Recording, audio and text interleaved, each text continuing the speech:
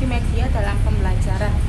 Nah, untuk yang pertama, pemanfaatan media pembelajaran pada hakikatnya bertujuan untuk meningkatkan efisiensi dan efektivitas pengajaran. Dengan bantuan media, siswa diharapkan menggunakan sebanyak mungkin alat inderanya untuk mengamati, mendengar, merasakan, meresapi, menghayati, dan pada akhirnya memiliki sejumlah pengetahuan, sikap, dan keterampilan sebagai hasil belajar. Ada beberapa peranan media dalam pembelajaran, yaitu diantaranya yang pertama, memperjelas penyajian dan informasi sehingga dapat memperlancar dan meningkatkan proses dan hasil. Yang kedua, yakni meningkatkan dan mengarahkan perhatian anak sehingga dapat menimbulkan motivasi belajar, interaksi yang lebih langsung antara siswa dan lingkungannya, dan kemungkinan siswa untuk belajar sendiri-sendiri sesuai dengan kemampuan dan minatnya. Nah, kayak pelajaran IPA biasanya kan kepingin mengenalkan alam kepada siswa. Nah, itu bisa langsung gitu. Nah, yang untuk selanjutnya, mengatasi keterbatasan indera, ruang, dan waktu. Apa saja keterbatasan indera, ruang, dan waktu itu? Seperti kayak objek atau benda yang terlalu besar untuk ditampilkan langsung di ruang kelas, kayak seperti praktek IPA yang besar itu, kayak itu kayak kepingin mengenalkan lingkungan, jadi bisa lewat foto atau slide atau gambar gitu nih. Untuk selanjutnya, objek atau benda yang terlalu kecil dan tidak tampak oleh indera, kayak seperti peneliti. Terus yang kecil tadi itu kayak kan biasanya ada ke dalam mata pelajaran IPA itu kan biasanya ada yang namanya penelitian. Nah, penelitian kan biasanya kecil, seperti kayak penelitian kutu, penelitian zat-zat, itu kan kecil, jadi itu bisa ditampakkan ke dalam gambar, ke dalam media untuk pengajaran kita tadi. Nah, untuk selanjutnya, kejadian langka yang terjadi di masa lalu atau terjadi sekali dalam puluhan tahun dapat ditampilkan melalui rekaman video, film, foto, slide, di samping secara verbal. Itu kan biasanya pelajaran sejarah, kita mengajar sejarah biasanya kan kita jadi kita nggak hanya cerita saja, kita menampilkan kejadian yang dulu-dulu seperti bencana di Aceh gitu, seperti banjir gitu kan bisa ditampilkan dalam bentuk video maupun slide di dalam itu.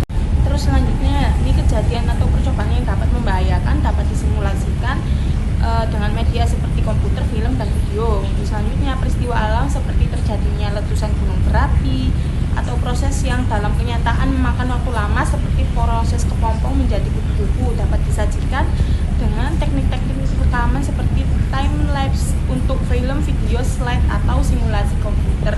Nah, kayak masa kita ada bencana gitu, kan nggak mungkin kan langsung lihat di pas waktu gunung meletus. Jadi kita itu lihatnya itu dalam bentuk video atau slide kan bisa gitu.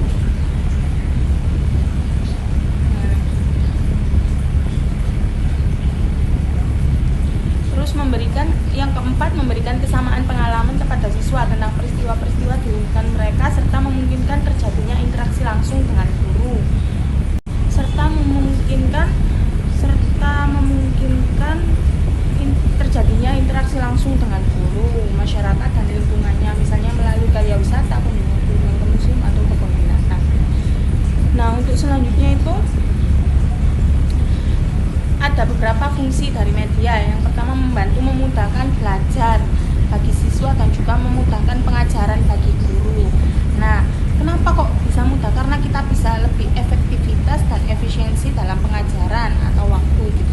Jadi untuk lebih detail untuk menjelaskan kepada murid-murid dengan gambar. Terus yang kedua, memberikan pengalaman lebih nyata, abstrak menjadi konkret. Jadi itu tadi kedetailan penjelasan guru kepada murid itu jadi kayak detail gitu. Nah, apa sih maksudnya membangkitkan dunia teori dengan realitanya? Lah, siswa kan kalau sudah melihat media, maksudnya sudah melihat kayak LCD gitu kan, pasti siswa itu akan bukan membayangkan saja, tapi melihat, oh gini seperti bentuknya kutu itu gini. Jadi tidak akan hanya membayangkan, dan guru pun tidak akan hanya memberi teori. Biasanya kan kalau murid diberi teori kan sangat bosan. Jadi kalau dengan media ini murid akan lebih bangkit pikirannya, kayak oh kutu itu jadi kayak gini, penelitian oh apa terjadinya gunung meletus itu seperti ini gitu. Nah, untuk selanjutnya itu media merupakan integrasi dari sistem pembelajaran sebagai dasar kebijakan dalam pemilihan pengembangan maupun pemanfaatan media pendidikan dalam dapat mempertinggi proses belajar siswa dalam pengajaran yang gilirannya diharapkan mempertinggi hasil belajar yang hendak dicapai. Selanjutnya menarik perhatian siswa lebih besar. Nah, jadi kayak siswa itu tidak akan mudah bosan jika kita pakai media dalam pembelajaran. Contohnya yaitu LCD, proyektor dan lain-lain kan. Nah, itu siswa itu tidak akan bosan untuk melihat. Jadi siswa akan gimana? Lebih detail, guru lebih detail menerangkan dan siswa tidak akan bosan dalam pembelajaran gitu. Yang selanjutnya, semua indera murid dapat diaktifkan, yaitu seperti mendengarkan, melihat, menghayati dan bukan merasakan itulah. Terus yang selanjutnya lebih menarik perhatian dan minat murid dalam belajar. Nah, itu yang sama kayak yang saya jelaskan tadi. Jadi siswa tidak akan mudah bosan kalau ada media dalam pembelajaran. Terus dapat membangkitkan teori dengan realitanya. Nah, apa membangkitkan teori? Terus karena semakin jelas bahwa media pembelajaran merupakan kebutuhan yang tidak dapat dielakkan dalam rangka menyukseskan program belajar siswa agar dapat tercapai perubahan tingkah laku yang diharapkan. Konsekuensinya, guru hendaknya memiliki peran yang tidak terbatas dalam menciptakan, menggunakan maupun mengembangkan media pembelajaran. Sebagai seorang pendidik, media memiliki peran dan fungsi sangat penting. Media merupakan integrasi dari sistem pembelajaran sebagai dasar kebijakan dalam pemilihan pengembangan maupun pemanfaatan. Nah, untuk itu peran dan fungsi media pembelajaran di samping sebagai alat bantu mengajar sebagai sumber belajar yang harus dimanfaatkan semaksimal mungkin sehingga dapat terciptanya suasana belajar yang kondusif, efektif, efisiensi. Dan untuk selanjutnya akan dijelaskan oleh teman saya Dwi Himatuna Diva. Kepadanya saya persilakan. Baik, untuk selanjutnya juga pentingnya pertimbangan terhadap ketersediaan anggaran untuk melakukan pengembangan atau perbaikan media pembelajaran. Jika guru perlu membuat media pembelajaran itu sendiri, maka harus mempertimbangkan apakah ada rekan guru yang memiliki pengetahuan dan keterampilan untuk membantu dalam perkembangan media tersebut. Untuk keberadaan peralatan yang dibutuhkan untuk memanfaatkan media sangatlah penting. Meskipun media pembelajaran itu sangat canggih, jika tidak ada peralatan yang memadai di kelas, maka tidak akan ada manfaatnya.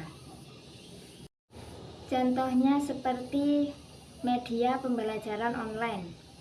Jika tidak ada komputer atau internet di sekolahan, maka media tersebut tidak dapat digunakan secara efektif, dan sebaiknya memilih media pembelajaran sederhana yang peralatannya sudah tersedia di sekolahan atau mudah diperoleh di masyarakat.